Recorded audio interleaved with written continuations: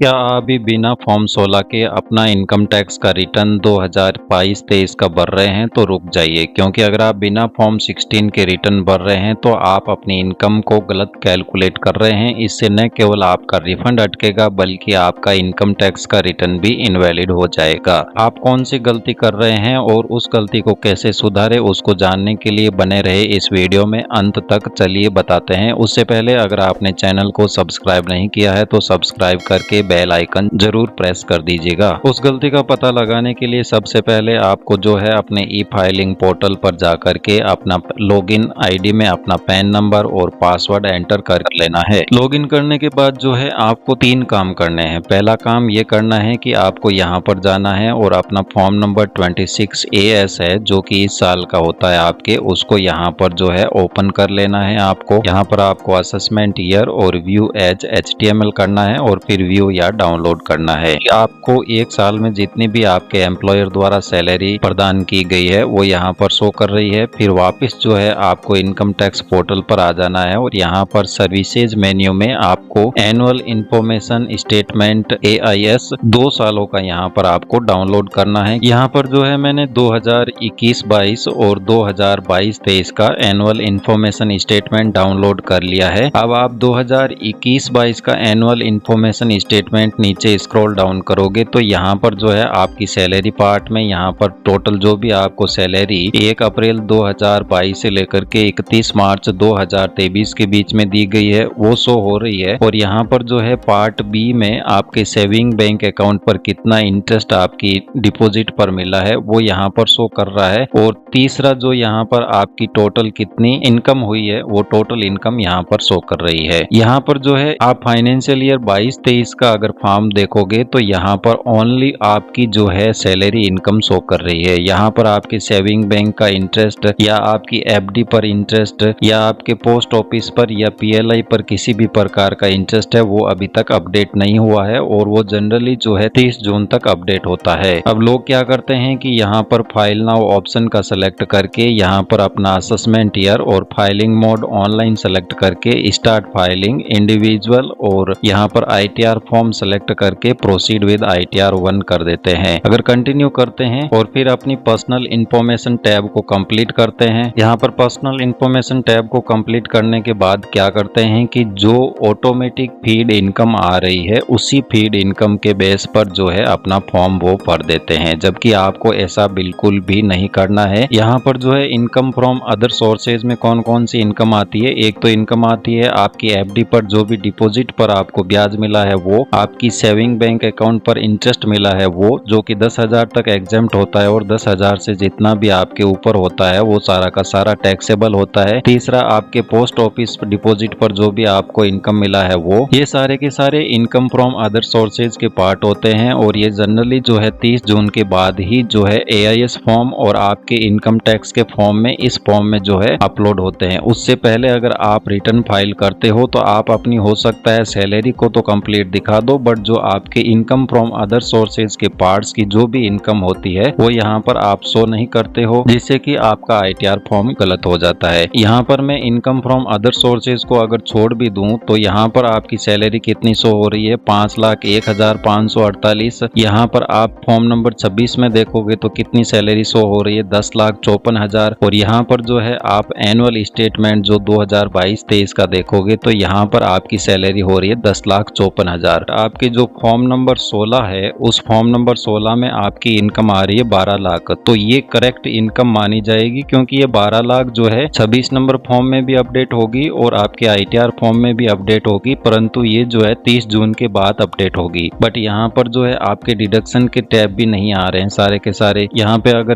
Total deduction में आप जाओगे तो यहाँ पे ATC का डिडक्शन नहीं आ रहा है। अदर आपके ATD के जो भी सारे डिडक्शन है वो 30 जून से पहले अपडेट नहीं होते हैं। और अभी जो लोग फटाफट बिना फॉर्म 16 के ITR फाइल कर रहे हैं उसमें ये गलती कर रहे हैं कि अपनी income from saving, income from FDs और income from post office deposit, ये जो भी डिपॉजिट पे इनकम होती है, income from other sources like commission वगैरह जो भी होती है वो इनकम पार्ट में शो नहीं करते हैं। और ये इनकम जो है 30 जून के बाद जैसे ही अपडेट होती है तो 26 नंबर फॉर्म में और 26 नंबर फॉर्म से आपके ITR फॉर्म में आती है। और आप ITR पहले ही भर चुके हो तो आपका ITR जो है गलत हो जाता है क्योंकि उसकी इनकम पार्ट में इनकम फ्रॉम अदर सोर्सेज में आपने कुछ भी नहीं लिखा होता है, तो वहां पर जो आप रिटर्न फाइल करते हो वो आपका पूरा का पूरा जो है रिटर्न अटक जाता है, आपका रिफंड भी नहीं आता है और आपका ITR भी इनवैलिड होता है। अब इस समस्या का समाधान क्या है कि अगर आप समय से पहले ITR फॉर्म फाइल कर रहे हो तो आपके पास फॉर्म नंबर 16 होना बहुत जरूरी है। तो आप जो है इसी इनकम को अपना बेस मान के अभी अगर आप अपना ITR फाइल कर रहे हो तो वो गलत फाइल कर रहे हो। अगर आपके पास फॉर्म नंबर 16 नहीं है तो आप अभी रुक जाएं, या तो फॉर्म नंबर 16 आने के बाद अपना ITR फाइल करें, और या फिर जो है आपके पास एक पूरा साल का आपकी सैलरी का स्टेटमेंट, आपकी सेविंग बैंक अकाउंट का स्टेटमेंट और जो FDs वगैरह जो भी आपने करवा रखी है उन सब का आपके पास स्टेटमेंट होना चाहिए, तभी आप ITR फॉर्म फाइल करें। अदरवाइज अगर आप आधी अधूरी इनकम के साथ और बिना फॉर्म 16 के आप अपना ITR फाइल करते हो तो वो आपकी इनकम्प्लीट इनकम मानी जाएगी और उस केस में जो है आपका रिफंड अटक जाएगा और आपने जो ITR फॉर्म भरा है वो भी आपका इनवैलिड हो जाएगा। तो इससे बचने का यही तरीका है कि आप 30 जून तक वेट करें, तब तक आपके सेविंग बैंक अकाउंट पे जो इंटरेस्ट है वो भी आपके